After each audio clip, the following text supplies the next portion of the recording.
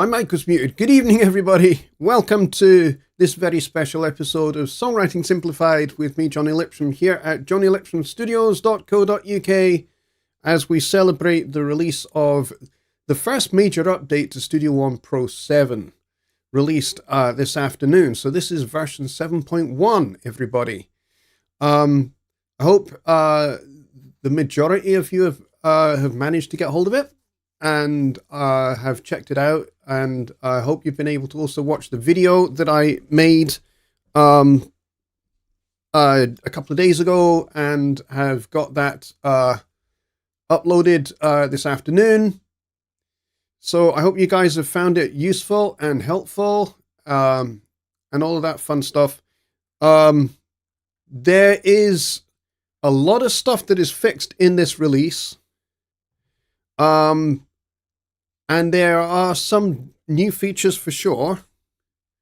To be sure, there are some new features. There's some very good ones. There's some good ones for mixing and mastering and that kind of thing. So if you are a mixing kind of person, like I know people like Kyle are, then probably the highlight feature for you is the bus rendering feature. Being able to transform a bus to rendered audio is a brand new feature. It's been asked for a long time. That was a pretty long-standing feature request that we've now been able to implement for all you mix engineers out there. So I'm very glad that that is now part of Studio One Pro 7. And it works pretty nicely. There is, excuse me, there is a bit of a caveat, a key caveat that you've got to bear in mind when you are doing the bus rendering. And that is if you have sends to effects channels from channels that are inside your bus, that are routed to your bus, you need to make sure that the effects return, basically the effects channel, is also routed to the bus that you're going to transform. So basically everything needs to be contained inside that bus, or, within the routing of that bus first, including effects channels, so reverbs, delays, that kind of stuff. Make sure they are all going to the same bus, and then when you transform that to rendered audio, everything gets rendered. So all the inserts on every channel, all the sends on every channel, and any inserts that are on the bus channel itself. So if you've done some bus processing, then all of that will all be printed to the audio track. And you'll see, as I showed in my video, that you get a special little icon on it, which is a waveform with a little kind of tiny little tick next to it, which indicates that is a transformed bus. So basically everything in the mixer just collapses down to this one channel that's left. And that channel has no inserts or sends instantiated on it anymore. Because everything has been printed to the audio, which is what you would want. So that is a pretty cool little feature. A lot of people have been asking for that for a long time, myself included. But really, it was a case of there just wasn't really the technology or the capability available to be able to do it. But now we have it. So that's probably the big highlight feature for mixing people. For songwriters, the big feature highlight is got to be cinematic lights, which is kind of what we're going to focus on for the most part of this show. But I will take general questions about this release. So not just songwriting questions, although if you have songwriting, composing, and arranging and music theory questions, like normal, we will take those because this is still an episode of Songwriting Simplified. But it's not just that, okay? This is a kind of separate special show. Can the bus be unrendered? Can it be transformed back? Yes. Yes, it can. It's not permanent. You can revert. So yeah, it can be reverted. So it's a very, very handy, very, very useful feature.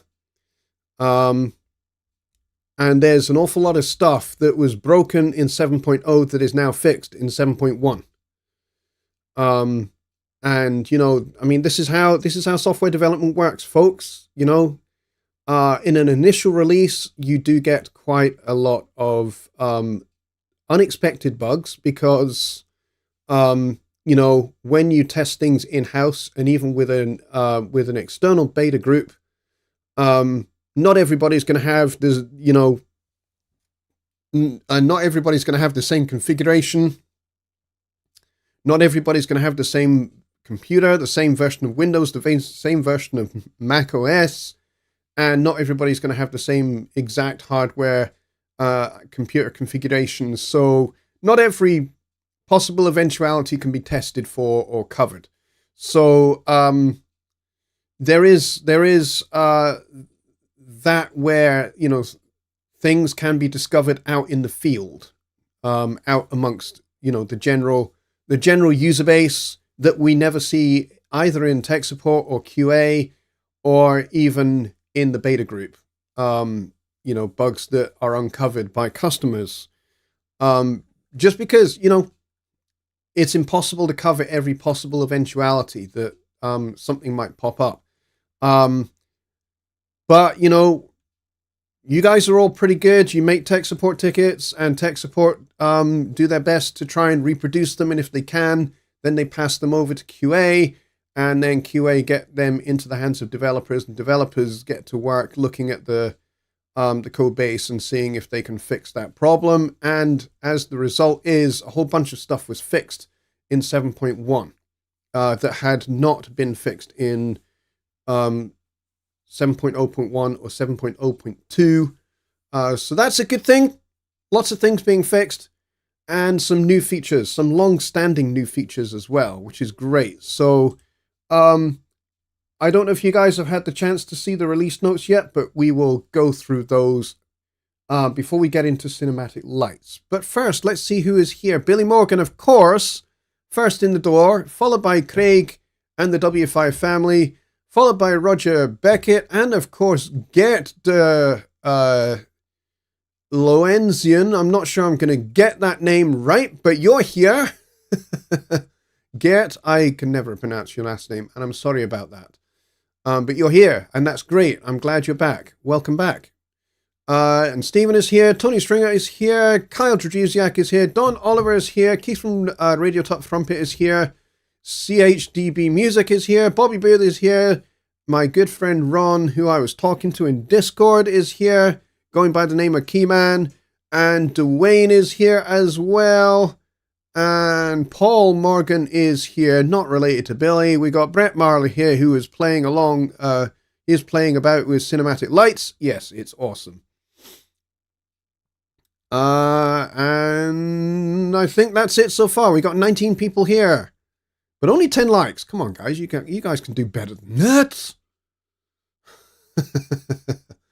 All right, so let's go through the release notes in a kind of step-by-step fashion, so that everybody knows what we have.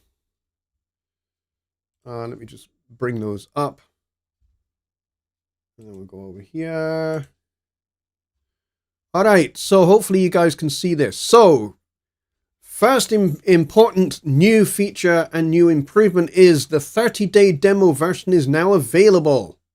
So, and there is an actual page on the Presonus website for it now. So, and there's a link to it directly on the main page of the website. If you go to presonus.com, you'll see it there.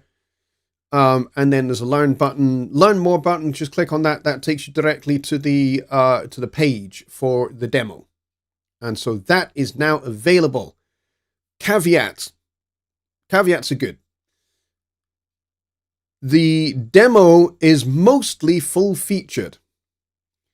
Things like the stuff that you get with Studio One Pro Plus are not available in the demo, and none of the virtual instruments like Deep Flight 1's cinematic lights and the other one whose name escapes me right now, Lead Architects. Those three those 3 new instruments, those are not available in the demo either. But things like Persona Symphonic Orchestra, Empire, and all those kind of things are not available either. But you do get to try out the splice bundle, and I do believe you also get to check out the stem separation tool. But everything else is not really available in the demo. The new virtual instrument Cinematic Lights is here. Transform to rendered audio option for buses, which is pretty darn cool. That's got to be one of my favorite features. Envelope controls for the in-place editor for Impact, that's the little mini version of Impact that's inside the note editor and the drum editor. Okay, so in both of those, that little mini version of Impact is available there. That's been there since 7.0. But now you have a toggle button that when you click on it, shows the envelope filters and controls and things like that. So you don't even have to open Impact anymore to change those parameters of different parts of your Impact presets, which is pretty cool. And also, user definable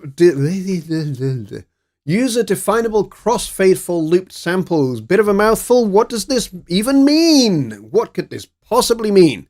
Well, if you have a loop, and I showed this in my overview video this afternoon, if you have a loop on a pad and you have the trigger mode set to loop, basically for as long as you got the button pressed down, it's just going to keep going round and round and round the sample.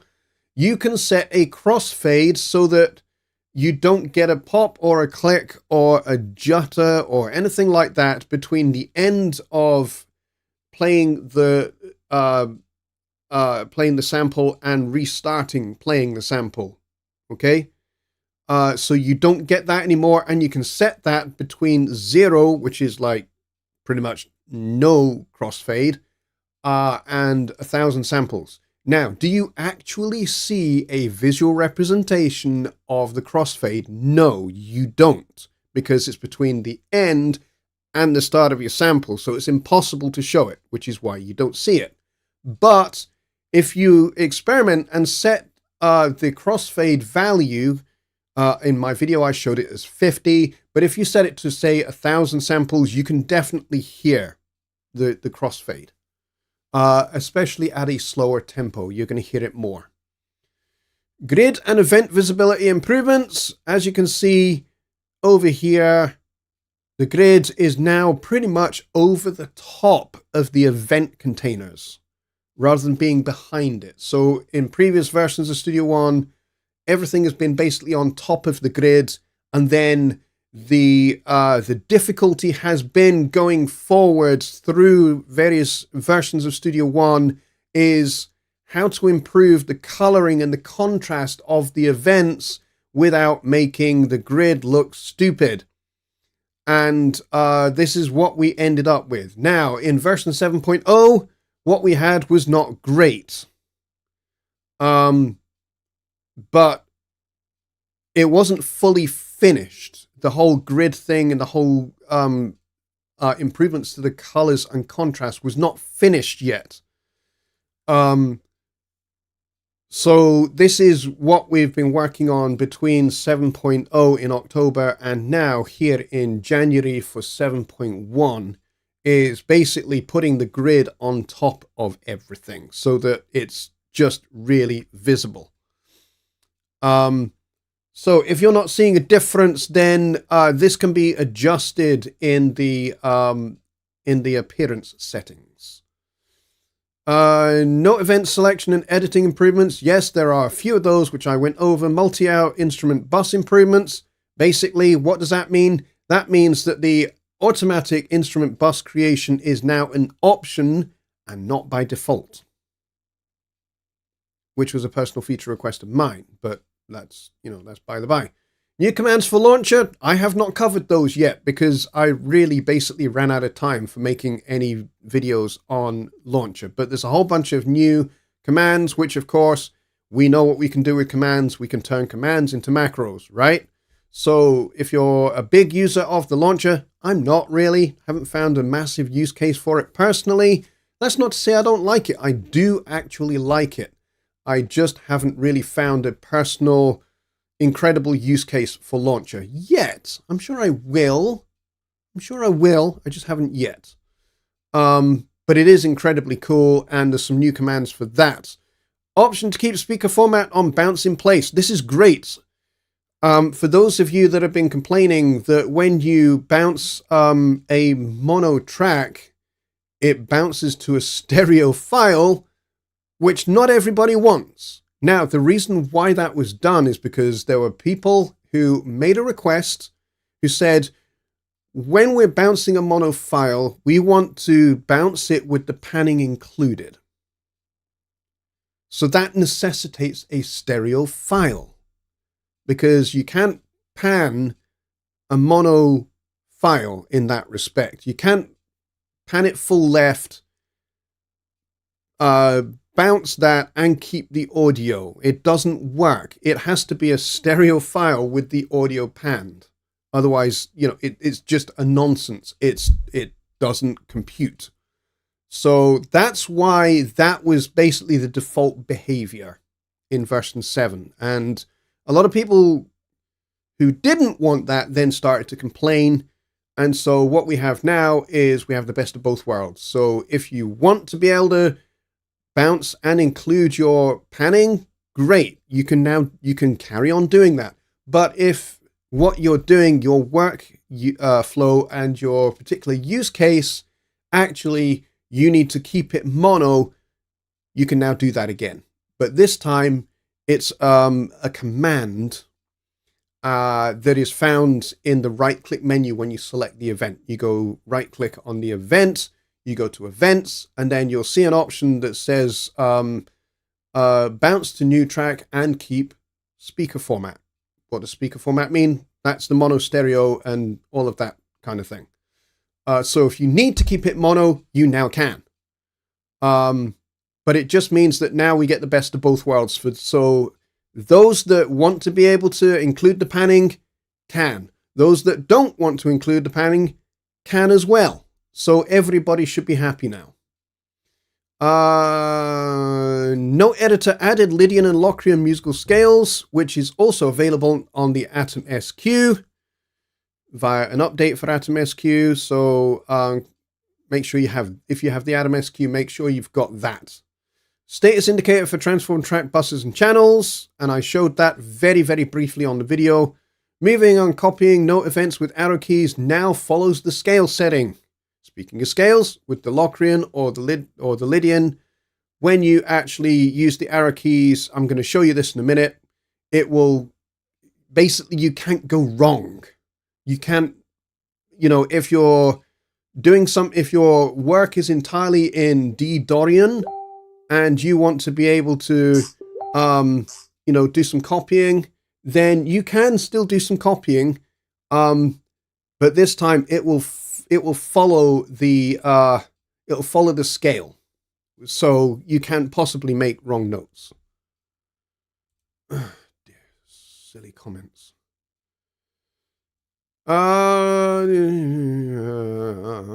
Improvement for Italian localization. Yes, there were some spelling mistakes in Italian, and actually some phrases that just didn't make sense. So those have all been fixed. So this is the list of all the stuff that was fixed. Bad speaker names are cut off in Dolby Atmos renderer. Can't copy notes from looped events. Demo song info does not scroll. Duplicating a full multi-out instrument does not create a new bus. Yep. HTML code is shown in Studio One Pro Plus community notifications. I'm just picking some of these out at random. Score editor empty on Scratchpad. Yeah, for me that was a big one, because sometimes I like to use the Scratchpad to test alternative orchestrations and that kind of thing. And yes, the score editor was empty, which is not great. Select takes menu lock listing all takes. Yes, some takes just vanished for some reason. But we fixed that too. So there's a bunch of stuff that's fixed there. as well as some new features as well. So we will get into cinematic lights in just a second, so please stay with me. I'm not abandoning you at all. I'm just aware that people are messaging me.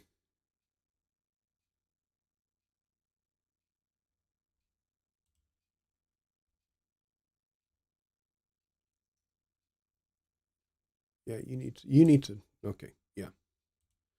Let's go back over here. All right, so Peter Brick says 7.1 today. I'll load up VST, for example, VPS Avenger. I noticed on my Behringer BCF 2000 controller, it now opens two fader ports. Why is it doing this? I have no idea. Two reasons. One, I don't have that VST. Two, I don't have a Behringer BCF 2000 controller either. So I have no idea what's going on there. So I'm sorry, Peter. I'm unfortunately not able to help you there. But as Kyle points out, it could be that you've got the multi-out instrument automatically creating a bus, which you probably don't want. So if that's the case, then you need to turn that feature off in the mixer wrench icon, which I showed in my video. So if you're not sure where that is, go watch my video on 7.1 because that is all demonstrated there. Roger Becker is here and he is excited about the new release. Good, me too. It is very exciting. CHDB Music says, would like to see other musical scales other than major and minor available to select when you edit the key of your song. Well, actually, there are a bunch of scales available, not just major and minor. There's a whole bunch of musical scales that are available now, and they are being added to regularly. So we just had two new ones, Locrian and Lydian, I think it is, that have just been added. So that's two more musical scales that you can write your music in, other than the ones that were there, which was major, minor, blues, Dorian, chromatic, and there's another one that I can't remember. But the good news is you can make your own scales and store them. And if you go back to my Studio One 7.0 release video, that is one of the things that I showed in that video. And in fact, it might be in one of the breakout videos that I made for that, because I didn't just do a whole long 46-minute long video. I broke it up as well. So those are available. He says, on the note editor, not the key selector. Yes, I know exactly what you're talking about. All those scales are there, trust me.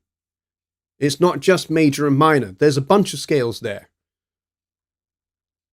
And like I said, there are two new ones that have been added to that today.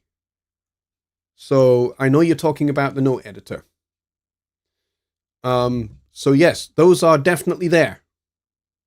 I know that because I spent a lot of time testing those myself personally.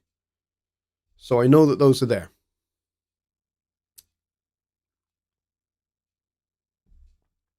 But also, if you have Harmony Wizard by Lucas Ruzicka, there's a whole bunch of other scales that you can have as well. And who the heck is it that keeps on pinging me? Do they not know that I am live streaming? I cannot answer your messages whilst I'm live streaming. If you want to reach out to me, then, you know, get on the live show. Get on the live show here and ask in the chat. That's the best way to do it. So anyway, all right, let's get into cinematic lights, because that's kind of the new kind of songwriting kind of thing. And I did do a little bit on it on my video, but I didn't go into it into a massive amount of depth. So if you guys want to see cinematic lights, we can certainly do that.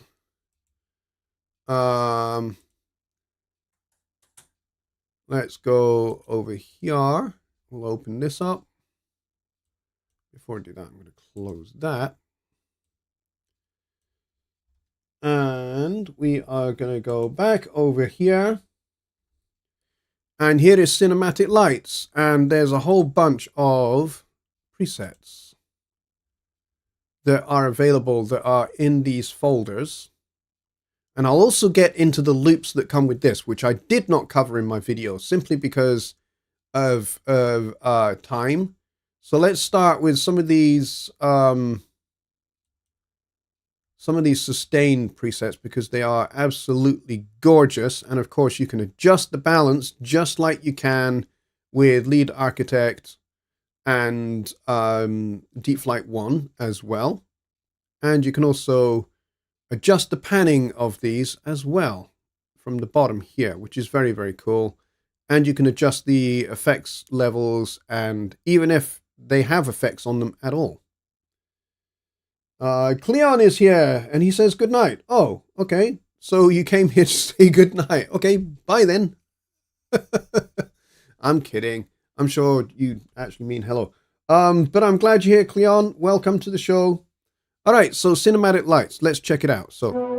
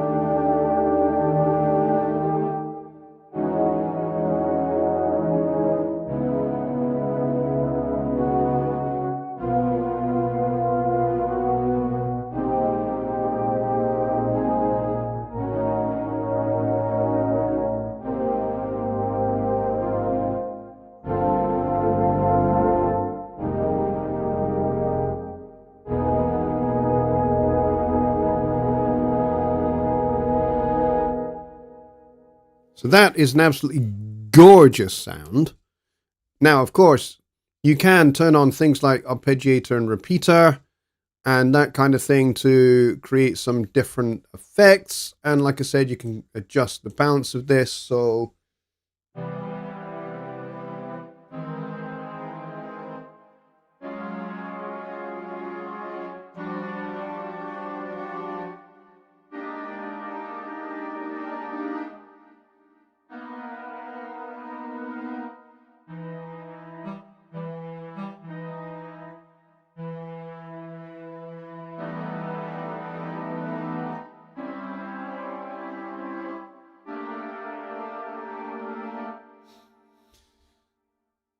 and then if we put it a little bit more towards the nose of this triangle, we get a different kind of sound.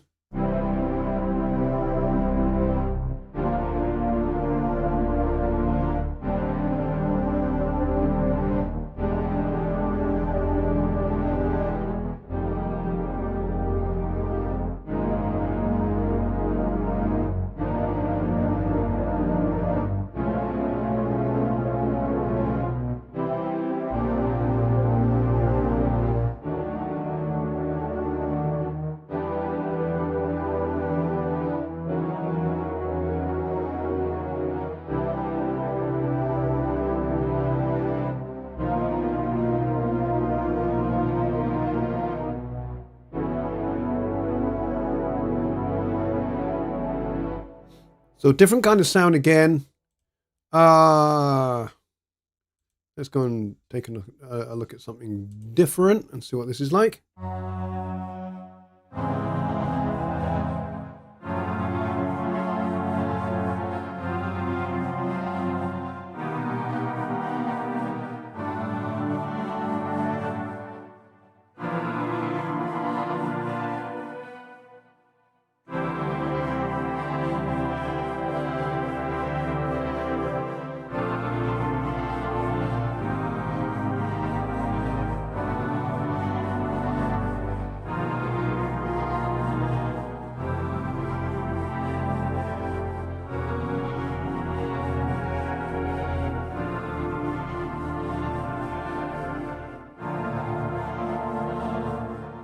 Yeah, so that sounds very different as well. And again, you can mess around with.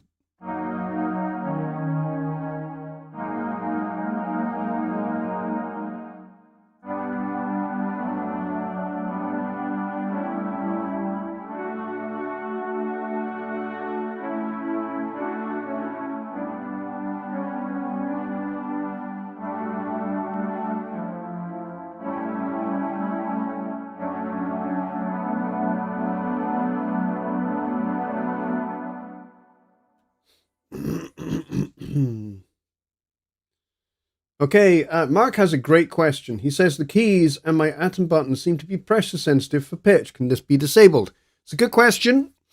So, this is one of the things that's unique about cinematic lights, is that it's kind of designed for that kind of lo-fi sound. You might have noticed a lot of these have a bit of a lo-fi kind of sound to them. So if you apply some weight to the keys, like if I press this very gently, sounds fine. But if I apply some pressure, it changes the pitch. So basically, if you don't want the pitch to change, don't press hard.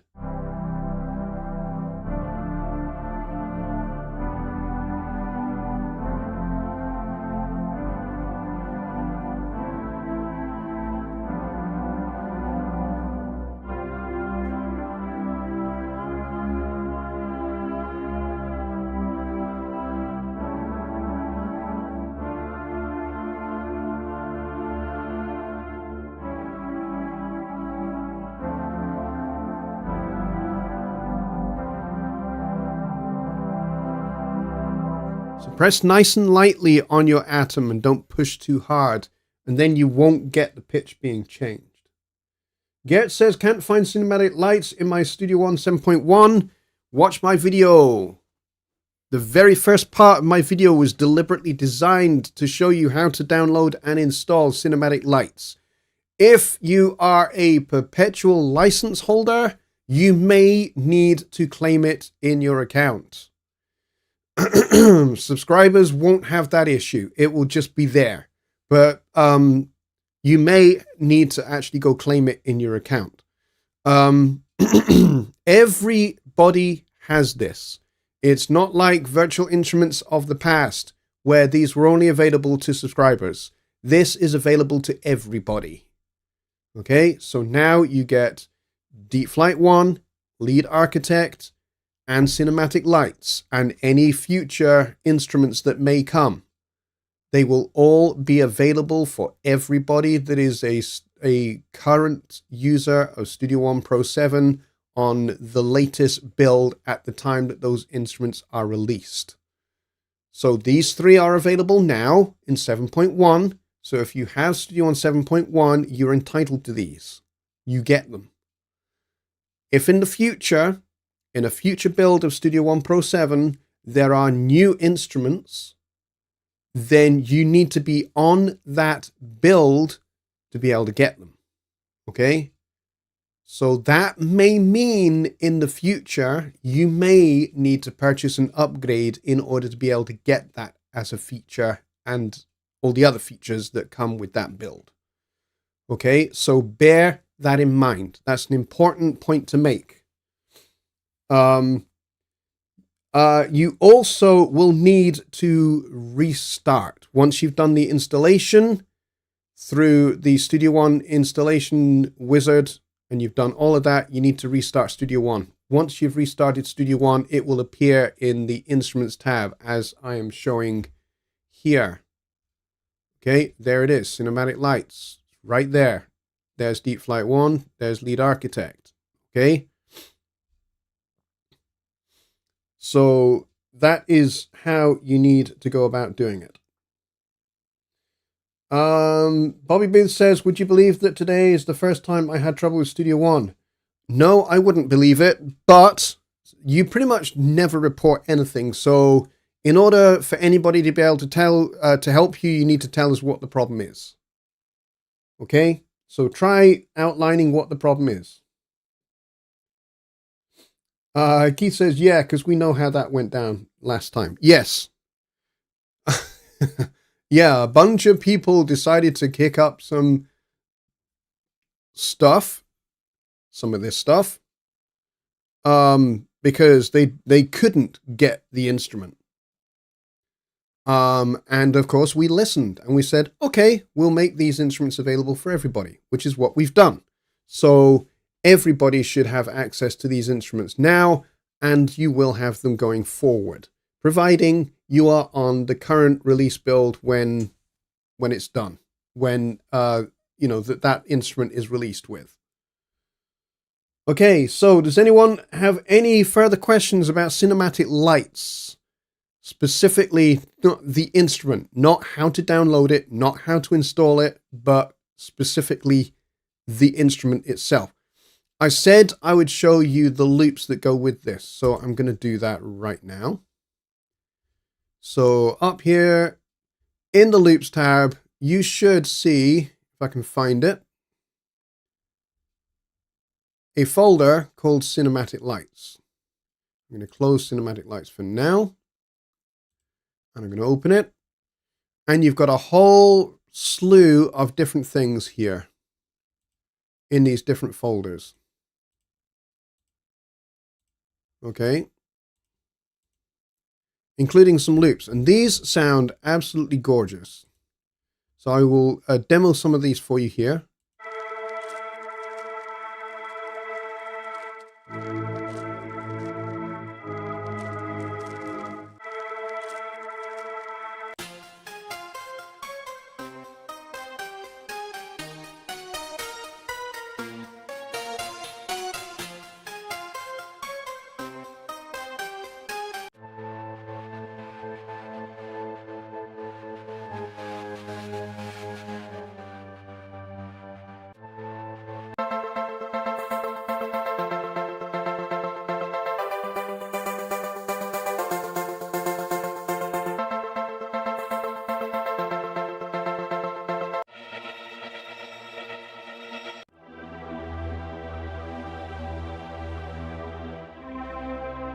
Yeah, some of these are gorgeous.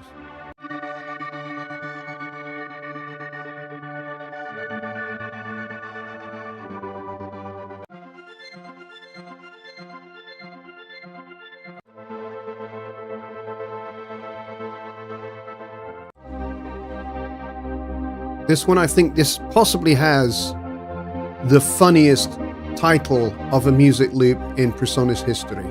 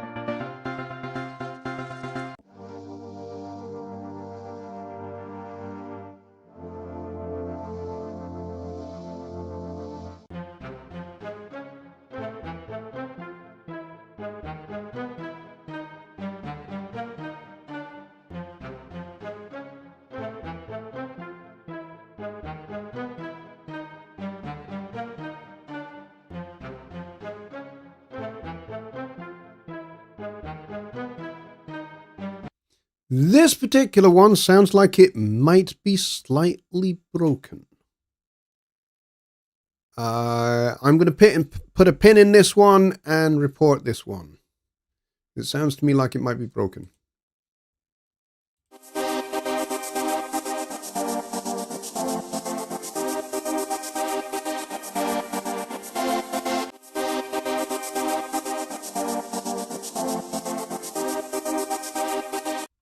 All right, but you get the idea. And all of these are categorized as well. So you've got some softer ones like this one.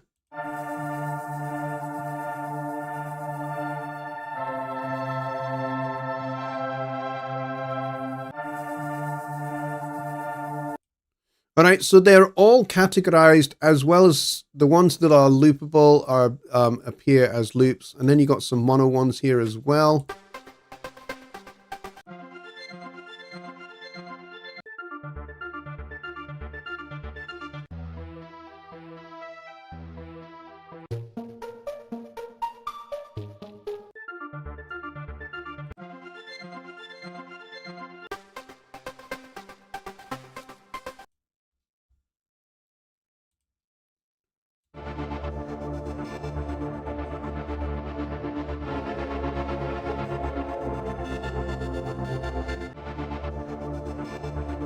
All right, so that's the loops for cinematic lights, available from the loops tab here. So when you install cinematic lights, make sure that you install not just the instrument. Install the sound set as well, because the sound set provides the presets and all of those lovely loops that you've just heard. Okay, so the same goes for Deep Flight 1. It has a whole bunch of loops as well, as does Lead Architect. That has a whole bunch of loops as well. All right, so the theme here is instrument plus loops. Okay, so keep that in mind as we go forward into the future for other instruments that may yet come.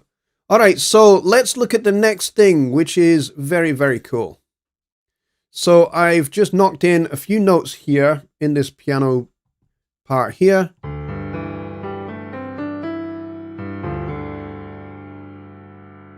Okay, so let's spread this out a little bit so we can see it a little bit more. So what I got here is a bunch of notes. I want to keep these ones that are down at the bottom, but what I want to do is I want to create a harmony with these notes here. So I'm going to select these notes and I'm going to show you something very cool. Now, if I press down the Alt key on a Windows computer or its option on a Mac, if I hold that now and then press the up arrow, it now makes a copy of those. See that? Now, if I let go, I have two copies. If I press down the Alt key again, whoops.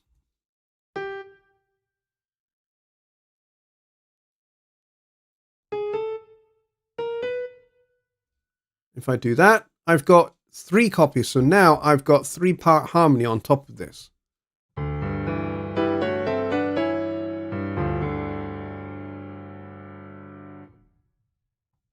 Okay, so we can loop that a little bit.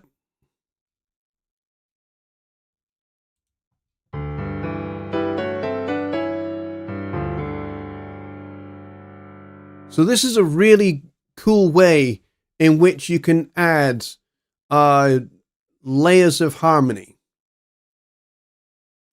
So for example, I could keep going a little bit. Oops.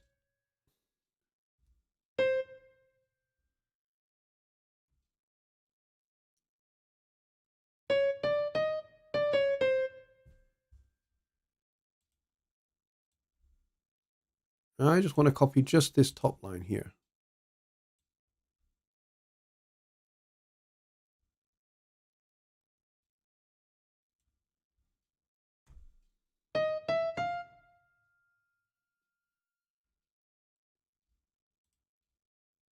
Okay, and now let's see what we have. Yeah, kind of doesn't really quite work. Now, if I had set the scale here, it's in C chromatic at the moment, but if I set this to D, then click this guy and set this to Dorian, we'll see that a bunch of these notes don't exist in the Dorian mode, like this.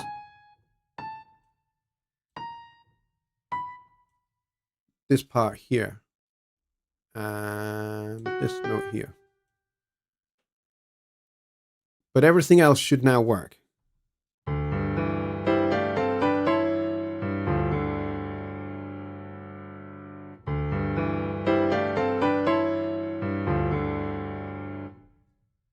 So that is very cool. So if you want to create some extra harmony that goes with the melody, then you can do that just like that there.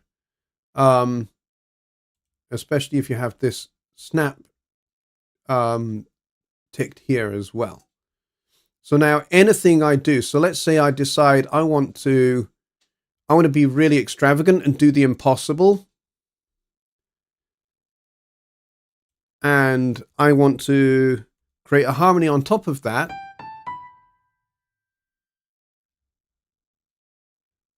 Now let's see what happens here. This is going to sound wrong.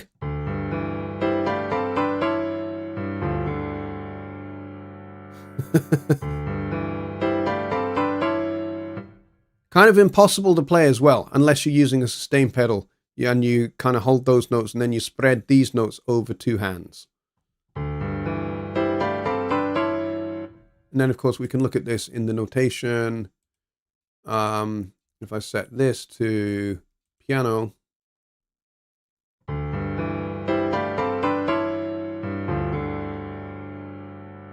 that's what that would look like there. So this is a pretty neat little feature, and I like this a lot. Now, going back to scales, seeing as this was asked earlier, there are lots of scales. The ones that are built in are these ones up here. Might be easier for me to show that here, actually. So the ones that are built in are the ones that are under this line, above this line here. So blues, chromatic, Dorian, harmonic minor, major pentatonic, major triad, major, melodic, minor, minor pentatonic, minor triad, mixolydian, natural minor, and Phrygian. But if you have the Harmony Wizard, then you have access to a whole bunch of other scales. Plus, Rich Cresswell actually made a pack full of scale presets that give you some more exotic scales like the Hungarian Gypsy scale, Ionian Sharp 2, Locrian Natural 3, Locrian Natural 6. We used the Locrian Natural 6 last Halloween, not the one just gone, but the one before that. So Halloween 2023, we used the Locrian Natural 6 for that. You got Lydian Sharp 2 Sharp 6. You got Lydian Augmented Sharp 2, Lydian Augmented Dominant. And then you've got the Super Locrian Diminished and your Super Locrian Double Flat Third and Ukrainian Dorian. And of course, my favorite, the Ultra Phrygian scale. So all of these exotic scales can be yours. Just go and connect with Rich Cresswell and he will get you acquainted with his scales pack. And he will show you how to install it and all of that fun stuff so that you can have access to all of these scales as well. And you can experiment with music using those as modes if you so wish. All right, so those are now there as well. So I hope that that has helped everybody. And I hope that that has answered a bunch of your questions. Bark says he's very excited about the rendering of buses. Yes, me too. Penguin says, please show transform bus to rendered audio and explain. It is in my video, my dear friend, Mr. Penguin. I posted a video on this channel, and it's called, basically, just simply called Studio One Pro 7.1 overview. So if you're interested in finding out about the transform bus to rendered audio, it is in that video. So, and I actually explain what it is and how it works as well. So if you want to check that out, go check out my video, give it a watch, give it a like, Share it with other people that you know who are Studio One guys or gals, and make sure they get to see it too. Let's see. Dave Barslow is here. Awesome. Welcome, Dave. Good to see you, buddy. Old School Fungus Soul says, bus rendering is a game changer for me as still using an older laptop, so it'll save CPU and RAM resources during mixing. Yes, I think it's going to be a game changer for a lot of people that we finally have this in Studio One 7. This is very, very cool. A lot of people I've seen a few comments actually today where they've said, no, this is underwhelming. There's not a lot here. Well, you know what? If you're a mix engineer, that is the big showcase feature. You can now transform to rendered audio a bus. Whatever is assigned or routed to that bus will get printed to audio. And of course can be transformed back if you need it to. So that all works pretty successfully. I spent a lot of time testing that particular feature myself because it was something that I quite honestly had been asking for myself for quite a while. I know a lot of you guys in the public domain who do not like work for Presonus or anything like that. You guys have been asking for it as well. So I hope you find it of comfort that I've been asking for this one for a long time too, and spent a lot of time talking to developers about this. So we now have this. It's very cool. It's very exciting. Cinematic Lights is great. It's a great addition to the virtual instrument library that we now have, and we are now building into Studio One, which again, for me personally, is something that is very cool, because for a long time, people were asking us and saying, hey, when are you going to come up with some new instruments? I mean, we've had Impact and Presence and Sample One for a long time. When are we going to see some expansion in that regard? Well, we've done 3 now. So for those of you that have been asking about virtual instruments for Studio One, we have 3 since October. So I think that's impressive output, actually. 3 new virtual instruments. Admittedly, they have some shared functionality, they have some shared GUI. It's because they're meant to be part of a unified library of virtual instruments, okay? In much the same way that you have a new release of Contact. It looks pretty much, from a GUI point of view, much like the previous version of Contact. But it has different features, different functionality, and some new stuff in it. In the same way, that's what you have here, except they are separate instruments. So you have D-Flight 1, you have Lead Architect, you have Cinematic Lights. Who knows what's going to come next? But I tell you this, I mean, I do, but what is coming next is going to totally blow your socks off. And I kind of said that to you about what was coming in this release as well, that there were some features in this release that would blow your socks off. And I think this release does that, especially with those 2 highlight features, the rendering of bus channels and Cinematic Lights. I think those are the big features for me. But, you know, being able to very quickly create harmonies from a melody line, like I just showed you, using the copy transpose feature, which we now have in the note editor, I think that's extremely cool, and is going to make a lot of making of harmony parts really, really easy. And especially for you guys that are not really keyboard players, you can now create a pretty decent keyboard part very easily. Just don't go completely crazy, because if you try writing 10 or 12 part harmony for piano, not only will it sound wrong, but it's going to be unrealistic, because piano players don't play 10 part harmony. They just really don't. Yes, we have 10 fingers, so technically, yes, we can play 10 keys at the same time. But really, if you're going to do lots of wide open voicings, not possible even with 10 fingers. Because, you know, the gaps between fingers only go so far. So, you know, kind of be realistic and bear those kind of things in mind. Other than that, we are at the hour mark, which is when we normally wrap up this show. So I'm going to say thank you very much to everybody who has dropped by this evening. We peaked at 26 people, which is pretty good. I like that for a Songwriting Simplified show. That's a decent number. But we don't have so many likes. So if you're still watching, please give this a like. It helps me out a lot. Likes are very, very useful. People don't realize just how useful likes are, because what they do is they say, it tells the algorithm, hey, I like this. I think other people might like this too. And especially if you share the video as well. And if you really like what you see here, please do drop some comments down below once this becomes a video. So if you're watching this live, thank you very much for contributing in the chat. I appreciate you guys a lot. If you're watching this on the replay, please do drop some comments below and let me know what you think about the new kind of, the cinematic lights and the note editor features that are going to be crucial for songwriting in Studio One. So if you like those features, if you want to see some more demonstrations of those, please let me know.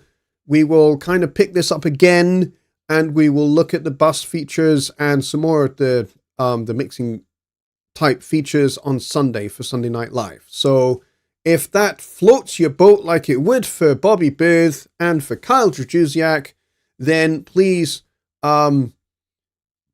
do come back on Sunday at exactly the same time, 6 p.m. Central. So until then, folks, I'm going to bid you a very good night, and I will see you on Sunday for Sunday Night Live. Thanks a lot for coming by, and thanks a lot for watching. Good night, everybody.